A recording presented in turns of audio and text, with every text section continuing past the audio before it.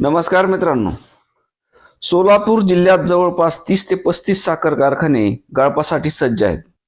त्यापैकी अनेक साखर कारखान्याकडे गत वर्षीची एफ.आर.पी. थकलेली आहे, तर अनेक साखर कारखान्यांनी अद्यापपर्यंत गळीत हंगामात शेतकऱ्याच्या ऊसाला किती भाव देणार हे जाहीर केलेले नव्हते. जिल्ह्यातील शेतकरी संघटना चांगल्याच आक्रमक झाल्या होत्या. जिल्ह्यातील 6 साखर कारखान्यांनी आता ऊस दर जाहीर केलेला आहे. मात्र इतर साखर कारखाने हे अद्यापपर्यंत गप्पच आहेत. त्यामुळे उर्वरित साखर कारखानदारांनी तातडीने ऊस दर जाहीर करावा, अन्यथा आंदोलन पुन्हा तीव्र करू असा इशारा जिल्ह्यातील विविध शेतकरी संघटनांनी दिलेला आहे. प्रामुख्याने सोलापूर जिल्ह्यातील पांडुरंग सहकारी साखर कारखान्याने 2,855 रुपये इतका भाव जाहीर केलेला आहे.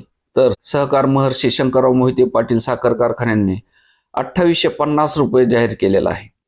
विठ्ठलराव शिंदे साखर कारखाना पिंपळनेर 2,850 रुपये भाव जाहीर केलेला आहे.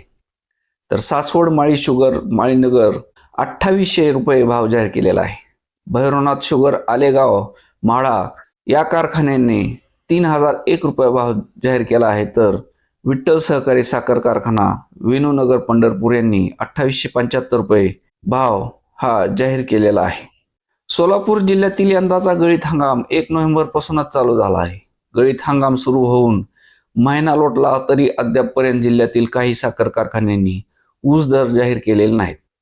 त्यावर जिल्हाधिकारी कुमार आशीर्वाद यांनी साखर कारखानदाराची बैठक घेऊन 30 नोव्हेंबर पर्यंत ऊस दर जाहीर करण्याची तंबी दिली होती. त्यानंतर जवळपास 6 साखर कारखान्यांनी ऊस दर जाहीर केला आहे.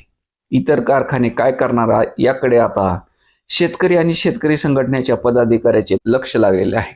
इतरही सहकारी साखर कारखाने हे आपापले भाव जाहीर करतील आणि शेतकऱ्यांना दिलासा देतील अशी अपेक्षा आहे. साखर कारखानदारांनी भाव न जाहीर केल्यामुळे शेतकऱ्यांमध्ये संभ्रम निर्माण होत आहे. कारण शेतकऱ्यांना जर भाव माहीत असेल तर जो भाव जास्त देईल अशा कारखान्यालाच ते ऊस देतील आणि आपल्या पदरात हे अधिकचे पैसे मिळवून घेतील. पण भावच जाहीर न करता फक्त ऊस तोडच चालू असल्या कारणाने शेतकऱ्यांमध्ये खूप मोठा संभ्रम निर्माण झालेला होता.